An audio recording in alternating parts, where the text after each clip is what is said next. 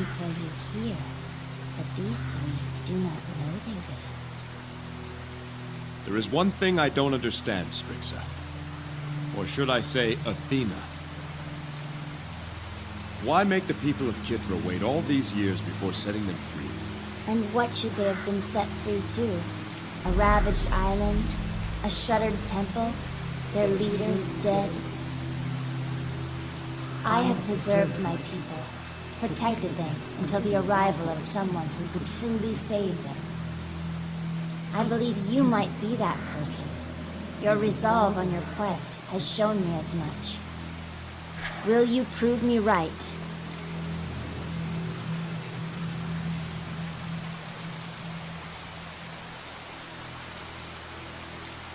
If this is your will, then I will try. What must be done? 3 more cases you must weigh. 3 more judgments you must cast. The 3 who remain bear the burden of this island's fate. Phaedon, Perseus, and Medusa. Where is Phaedon? Phaedon is in the Hall of Philosophers, to the west. You must uncover the truth. Find out what part he played in Kithra's tragedy. Where do I find Perseus? In the Hall of Guardians, to the east. Perseus carries my blood, and so has not been preserved like the others, but he is in his own form of stasis. You must learn if he has the strength to bring an end to this. The High Priestess. She is here? She must be judged last, after the other 2. Only then will you be ready to confront the one in whom I place the greatest trust. We will find these 3. Remember, those outside could not be held responsible for the crimes that have occurred. They were worthy of being saved. Those inside the temple, however, must be judged by you. And be sure they will resist such judgment. Now how did you know that little girl was Athena? There's something strange about a little girl living alone in the swamp, is there not? Particularly one with gray eyes. This is why we don't follow Athena on Mycenae. Disguises, tests, trials. Give me plain-spoken Ares any day. Now, who gets gutted first? Phaedon to the west, or Perseus to the east? We must deal with both before we're done. Come.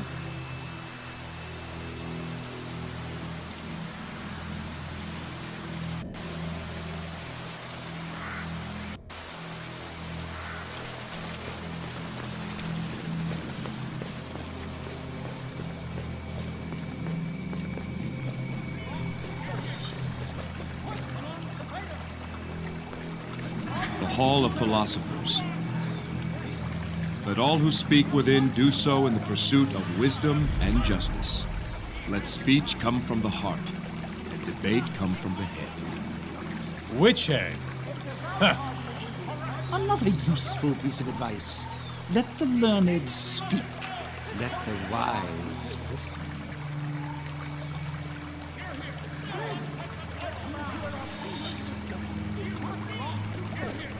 I hear people ahead. It sounds like a debate.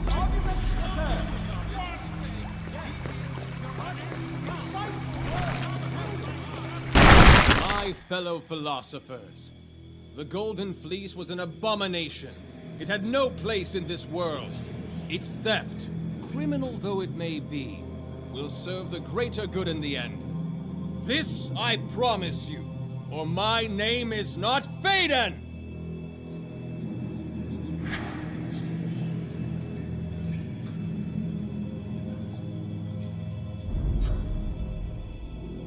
You are mistaken, sir. The fleece does have a place, and it is here, in this temple. Is that so, sir? And who are you to say so? My name is Jason, and I say your speech is false. Then we must debate, sir. That is, if you have the credentials to speak before such an august company. Hear, hear! Our custom demands that all who speak in this assembly first demonstrate a modicum of knowledge of the subject at hand. Let there be questions, and let him offer answers. Certainly you would have no objection to establishing your familiarity with the history of the fleas. For example, a most rudimentary question. Who created the Golden Fleece? The Titan Prometheus is the answer. Absurd! Oh dear. I think he's serious. But alas, as we all know, the responsible party was his brother Epimetheus. Here's a question any acolyte would be expected to answer. What two gifts did Prometheus grant unto man?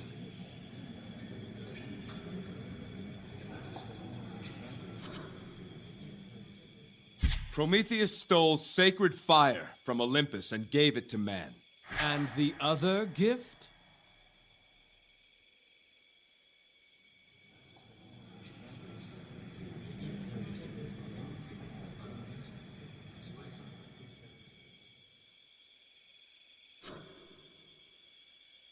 The second was an upright form in the image of the gods. He has it right.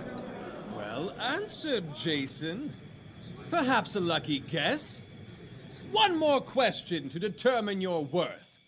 Tell us, who killed the golden ram? The Titan Prometheus. A neophyte's mistake. Do you pick titans at random? Shall you guess again? How about Atlas or Cronus? Hyperion, perhaps? Know thyself, sir.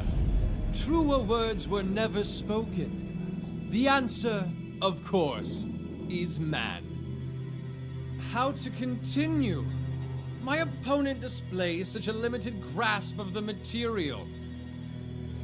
Then again, a wise man once said, I've never met a man so ignorant I could not learn something from him. These philosophers were better off as statues than listening to this fop. Phaedon, set the bounds of this discussion. The thesis! The Golden Fleece is an abomination and has no place in the mortal world. The proponent, Phaedon, a humble servant of this temple and its high priestess. The opposition, Jason, an itinerant traveler from parts unknown. Argument the first. The fleece is an abomination. Was not he who created it, the Titan Epimetheus, cast down into Tartarus by Zeus for doing so? Clearly, the Lord of Olympus judged the act of creation to be evil and worthy of damnation. Can we not then infer that the product of that act is also evil and worthy of damnation? A persuasive argument. And yet a flawed one. Epimetheus' proud defiance of the command of Zeus was the cause of his undoing. How he defied that command is immaterial. His failing was due to a lack of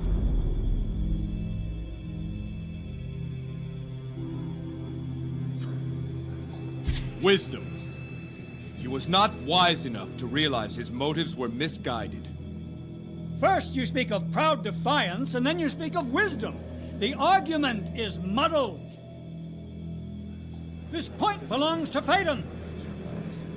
I, good sirs, endeavor to provide thesis. But if my opponent cannot supply antithesis, then we will not gain by synthesis. Argument the second. The fleece circumvents the will of the gods and the natural order. The immortal gods look down from mighty Olympus and wish such and such to be. And then Cleophas, the half-wit goatherd, uses the fleece and makes such and such not so. I say we just kill him. No mortal should have the power to countermand the divine scheme of life, death, and afterlife. I, for one, believe the will of the gods should be inviolate to the whims and caprices of imperfect minds. A devout argument indeed. Devout? I say a cold and cynical one. What of men who honor the gods? What of men inspired by the gods? Does my opponent deny that through man the gods can enact their...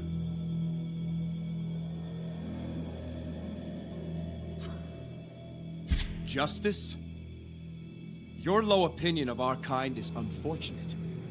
But even more troubling is your low opinion of the gods.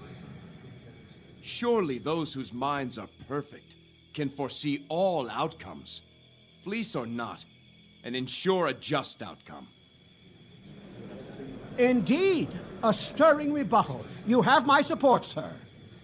An untenable retort! The standards of philosophy here are lacking. We continue. Argument the third. Verily, the golden fleece brings out the worst in men. Wars have been waged for its possession. Brother has killed brother to claim its power. Its very presence on Kithra endangers the people of this island. Woe unto he who sleeps upon a bed of gold, for light is his slumber and his trepidation constant. Greece is undoubtedly a more peaceful place without the fleece in it. Insightful words, truly. That ugly woman sure can't talk. Do not fool yourself in thinking that a decrease of temptation ensures an increase of peace. Men will fight. They always do. If not for the fleece, then for power. If not for power, then for land. If not for land, then for gold. It's a flawed world, and we are its flawed inhabitants. It takes conviction to do what's right in such a world. It takes...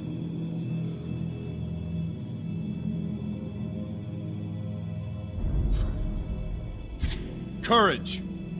That's how we prove the good in us. Take away the fleece and we are not suddenly made more virtuous. That's an argument made of vapor. Your words soar upon the lofty wings of wisdom. I cast my lot with you, sir. Vapor! Huh! Let us move to the closing arguments. Good sirs, I appeal to the most discriminating sagacity of this assemblage. The fleece is an abomination, a singularity, and singularities are dangerous things. It has the power to conquer nations, the power to raise the living from the dead, and yet it has no conscience. It gives its power indiscriminately to any who can claim it, whether by brutish strength or cunning guile. Why do we risk such calamity? And for what? All that good men should reasonably do, they can accomplish without the fleece. We are better off without it, say I. I am a simple man. And simple men are best equipped to deal with simple truths. I am not one for ostentatious pedantry or spurious erudition. I will leave that to my opponent. What I do know is this. The fleece is a relic of our common past, intimately tied to that which makes us human. The only thing certain in this life is we all are to leave it eventually. The fleece may delay that moment, but it cannot remove it. We men are transient things. The fleece does not change that. As such, how can the fleece be out of place in the mortal world? It was born of this world. We are taught that the Titan Epimetheus made the golden fleece. But why did he make it? To rival the glory of man. Is the fleece a risk in evil hands? Yes, but in good hands, it keeps us humble. For there is nothing we can do that it cannot undo. Used with prudence, the fleece encourages discipline and imparts wisdom, ensures justice, inspires courage. I hope all here would agree that these virtues most certainly have a place in this world. Brilliant! We hear Athena's wisdom. Hear, hear! Well spoken, Jason. Truly, you are a man of many talents. Someone fetch a laurel crown! You can't all be persuaded by this chicanery! Wonderfully said, sir! Bah! It was too much to think this self-important rabble could comprehend simple truths. You, sir, are the most dangerous kind of agitator. And there's only one way to reason with an agitator. There is no debate or argument with evil such as this. Silence, filthy thing! I am the voice of this temple. Well, well. Would you look at that? You are a black tongue. What? Not that it matters now. My work here is done. That slut Medusa was easy work. And her brother proved a coward. No! The fleece left Kithra in the Raven's clutch. The Black Tongues have it now. You fiend! Where is it? Where is the fleece? You will tell me! It is where you cannot find it. Where you cannot even search. This sword, it once belonged to a priest of Hades. We had a debate, he and I. We argued over who was the rightful ruler of Tartarus. He claimed Hades, while I know it to be Hecate. Despite my flawless reasoning, he simply refused to acknowledge the truth. It is a fine blade, is it not? When words fail,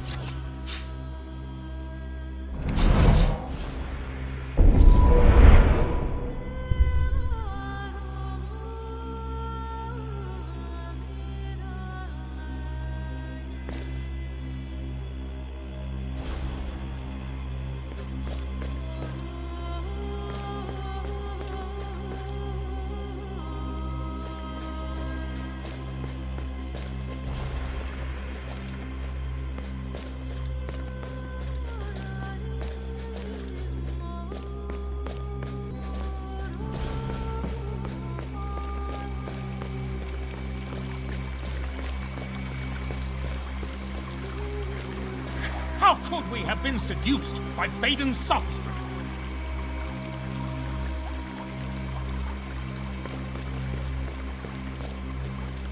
Your arguments about the importance of the fleece were persuasive.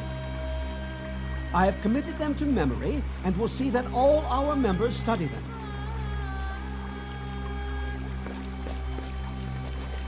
We owe you our lives. If not for you, we too would have suffered the terrible fate of Phaedon's supporters.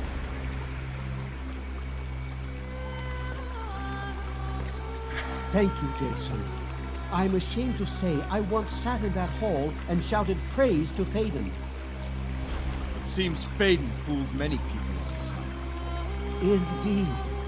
He had a way of being persuasive, but he had no answer to your argument. It was an honor to hear you speak. Where did you learn to orate in such a manner?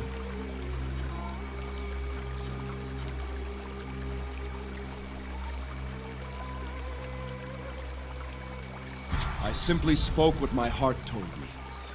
The best speeches are not prepared. We who follow Athena are taught differently. But you certainly were effective in what you did. Thank you again, Jason.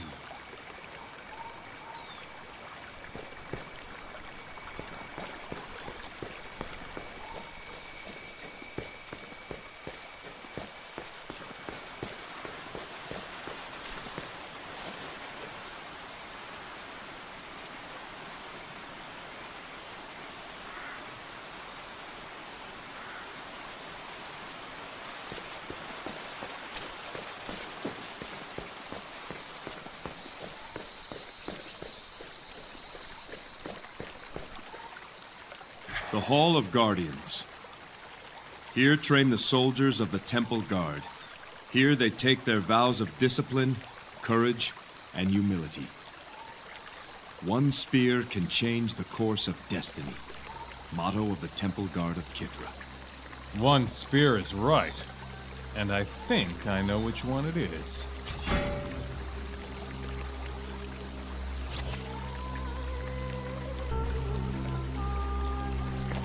The East Path, to Perseus.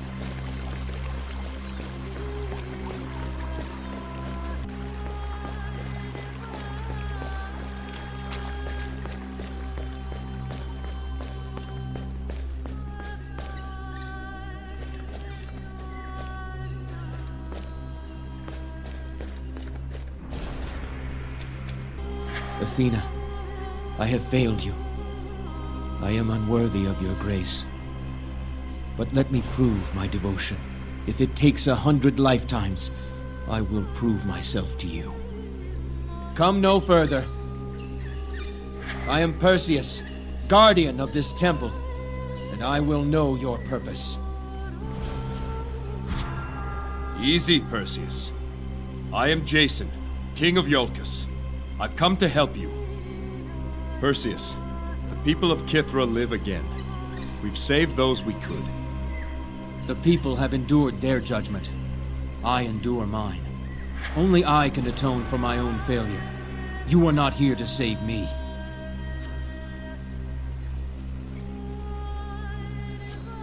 What judgment do you endure? Athena has turned away from me. I can only hope to prove my devotion, so that she one day favors me again. I should have never left the temple after Phaedon and his corruption took hold. I should have stopped him. To stand against him, I would have had to oppose my sister, but I couldn't do it. So I left. I abandoned my duty, and now I'm doomed to never leave again. Where is your sister, Perseus? She endures her own trial. She failed Athena as well, by succumbing to vanity and allowing Phaedon to corrupt her. But she is less at fault than me. I knew what was happening, and failed to prevent it. I need your help, Perseus. Can you leave the temple? Here is where I failed my goddess. Here is where I must atone.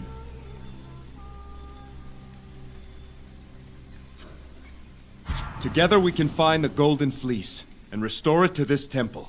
Would that not please Athena? No, I cannot leave. I will not leave my sister behind. If you will not leave, then I must find Medusa. Do not go near my sister. I have no quarrel with you, Perseus. You are mistaken. If you try to see my sister, then we most certainly have a quarrel. Use your head, Perseus. I'm here to help you. No. You are meddling in things that do not concern you. Perhaps Athena fulfills her will through me. Have you thought of that? Now you spew forth blasphemy! Do not claim Athena's favor here. Phaedon once spoke as you did. He too was only here to help. Perhaps you are here to test me, to see if I'll let another outsider prey upon my sister. Not this time. Enough of this.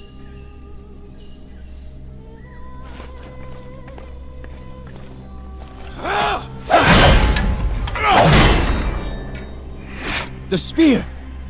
You have Athena's grace. Oh, Athena, what have I done?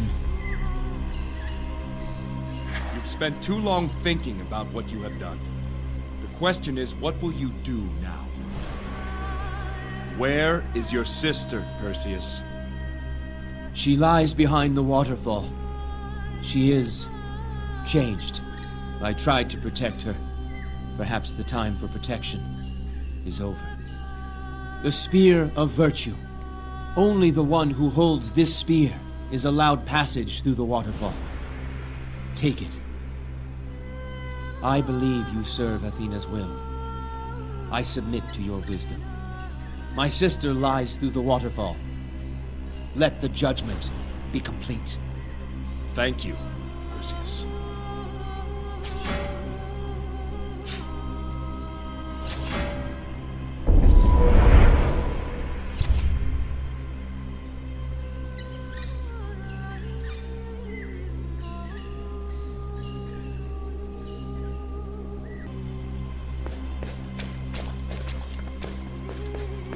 Take care, Jason.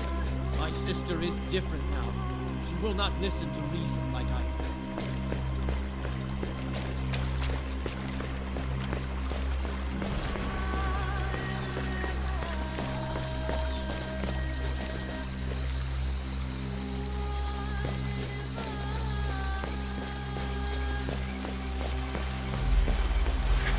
Only one remains. Of all my people, Medusa is most responsible for the events that occurred. She has had time and opportunity to reflect upon what she's done. But you must decide her final fate.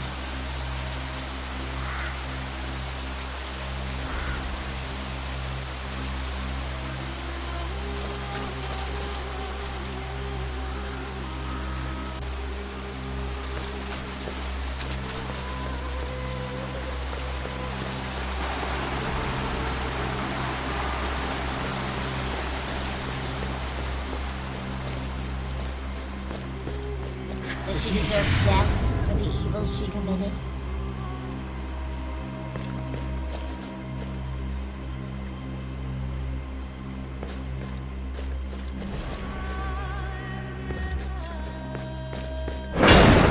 Phaedon, I must tend to the people.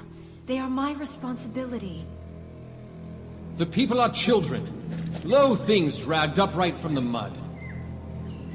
They are not blessed with your gifts of wisdom and beauty, gifts that shine in you above all others. Only you are the divine conduit of Athena. Through you, her will is manifest. You must decide for the people. All others? Really? And what is it I have decided? Leave that to me. I know your mind, and everything will be done as you would have it done. But let me spare you the tedium and the drudgery of it all. Very well, Phaedon. But what shall I do? I know. A sculpture. You shall sit for a sculpture so that your beauty may be recorded for all time. Sculpture! What a wonderful idea!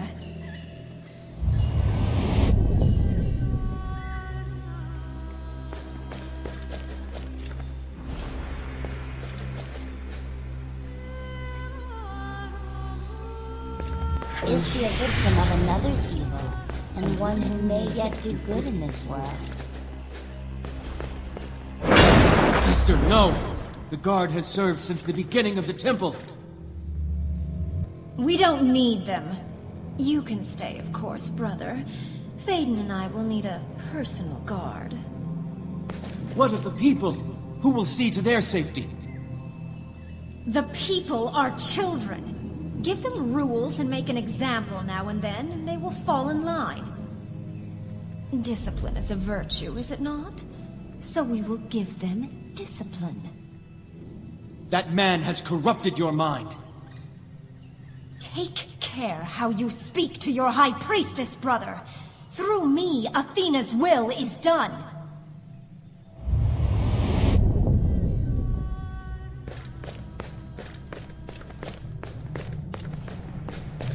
Either Medusa or her vanity must be destroyed forever. I leave that choice to you. Use the virtues, Jason.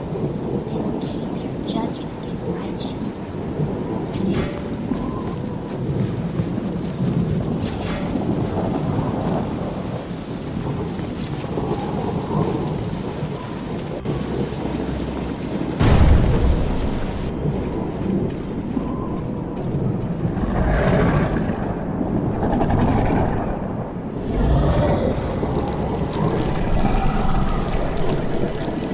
Am I even more beautiful than you heard?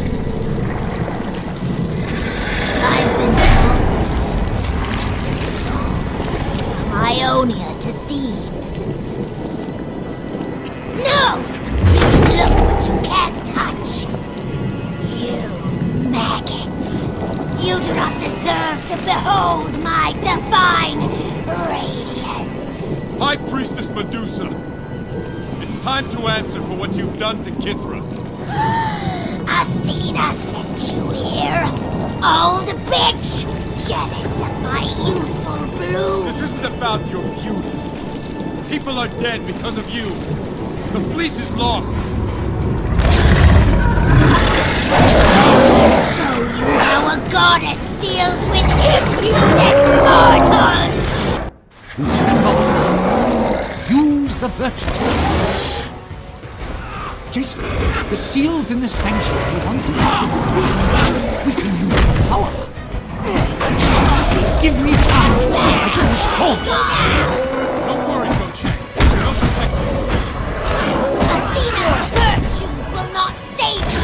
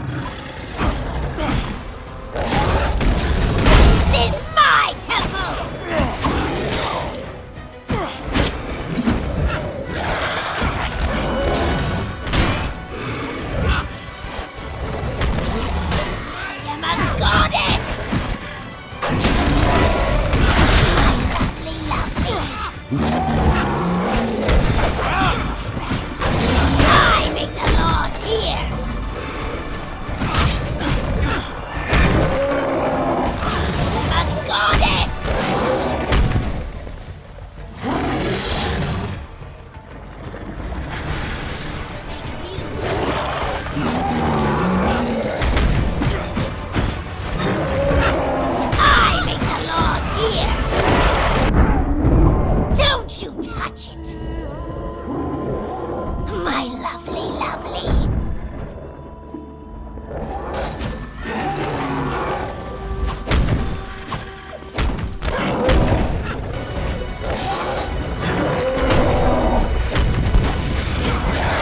This is my temple!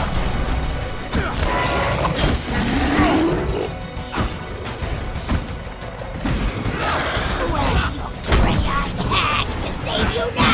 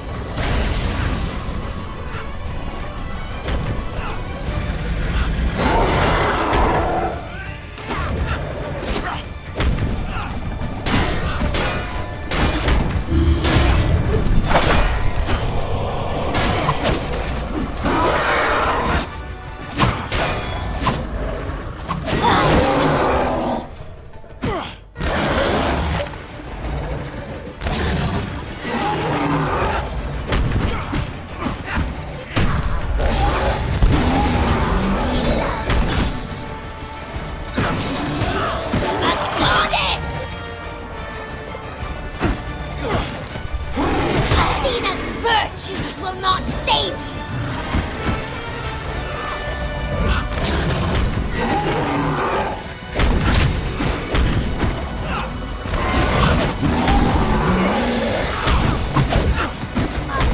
Kill Athena! No! My beauty!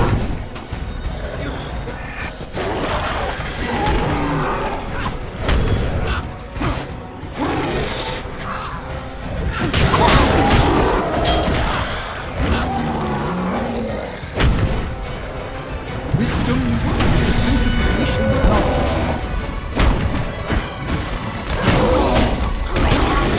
No! My beauty!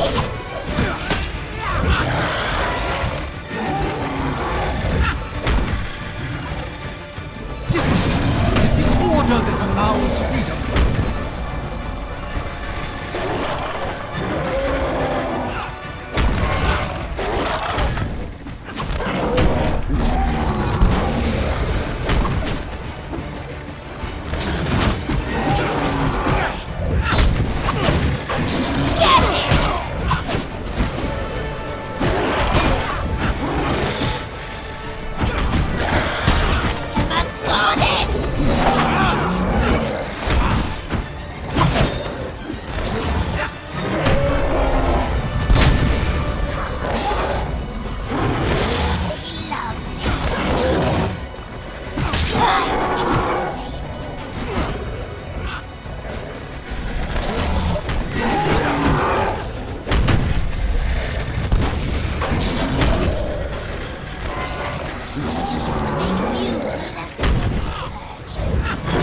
Get him!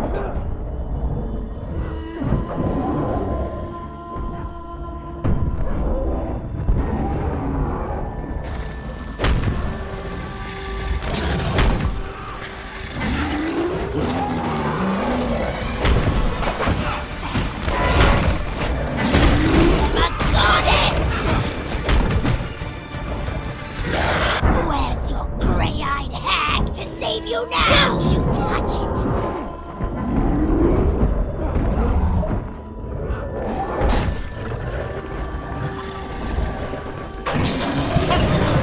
Always a choice.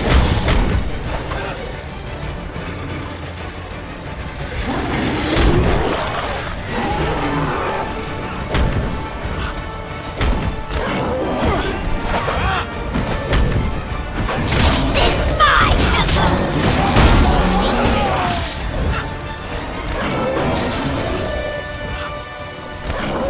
Humility is the basis No! of all My virtue. beauty!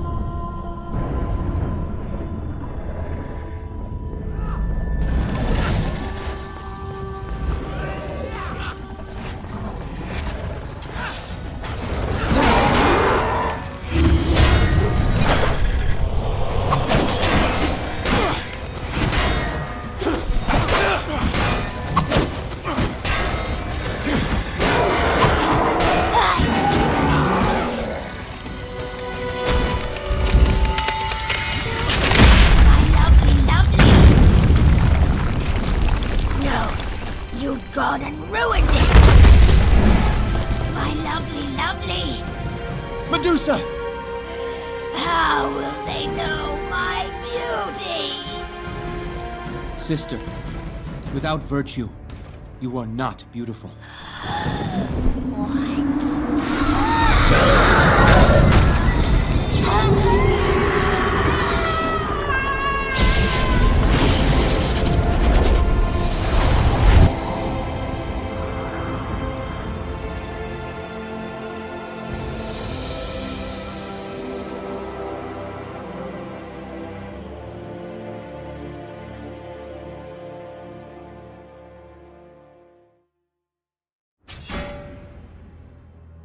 And so, your choice is made.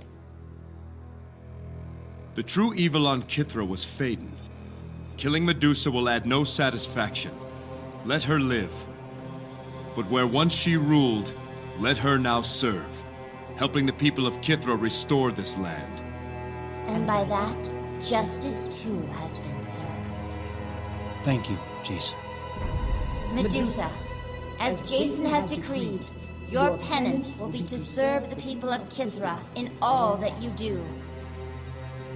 Your first task will be to journey with Jason, help him find the fleece, and prove your new resolve.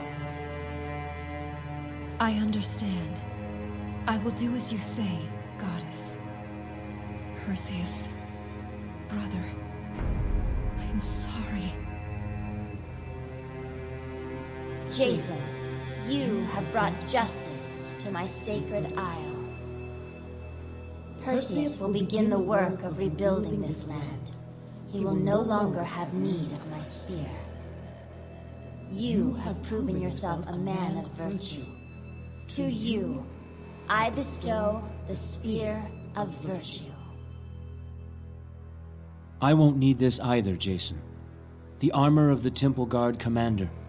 Perhaps it will be of use to you. I am honored by these gifts. The journey ahead remains long and fraught with danger. Only by the virtues will you find what has been lost. Welcome aboard, Medusa. And so Athena's will is done.